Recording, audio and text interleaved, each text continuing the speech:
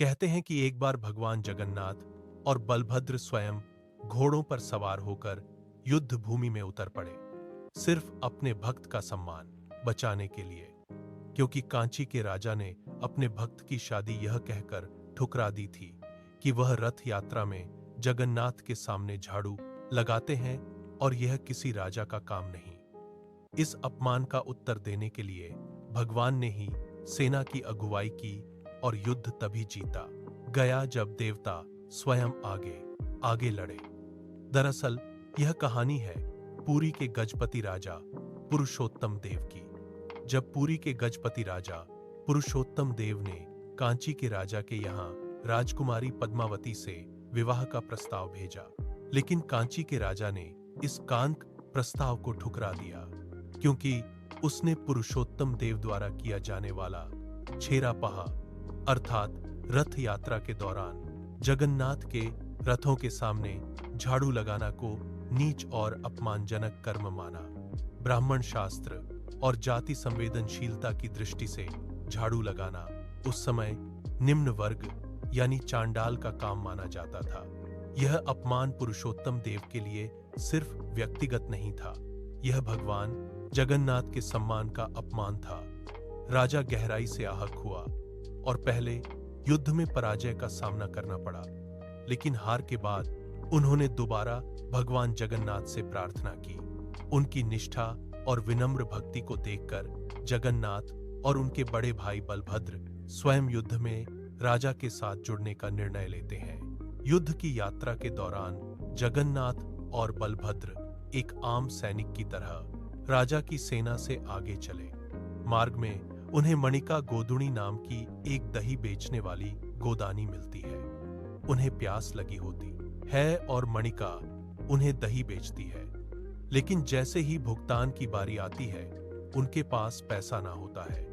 तभी जगन्नाथ अपनी कीमती रत्न मुंद्रिका अंगूठी देते हैं और मणिका से कहते हैं कि वह इस अंगूठी को बाद में राजा को दिखाकर अपनी धन देयतम मांग ले।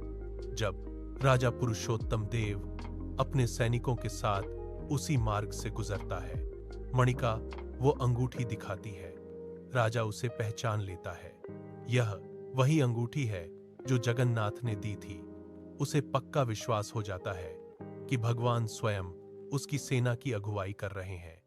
इतना विश्वास पाकर और दिव्य हस्तक्षेप का एहसास करते हुए राजा ऊर्जा और आत्मविश्वास से भर जाता है। दूसरे युद्ध में इस दिव्य सहायता के साथ राजा की सेना पुनः कांची पर चढ़ाई करती है। यह युद्ध कठिन था, लेकिन आखिरकार पुरुषोत्तम देव की सेना विजय प्राप्त करती है और कांची के राजा पलायन कर जाता है। राजकुमारी पद्मावती को बंदी बनाकर पुरी ले जाया जाता है। साथ ही कांची के गणपति और गोपाला की मूर्तियां भी शस्त्र भेंट के रूप में लाई जाती हैं।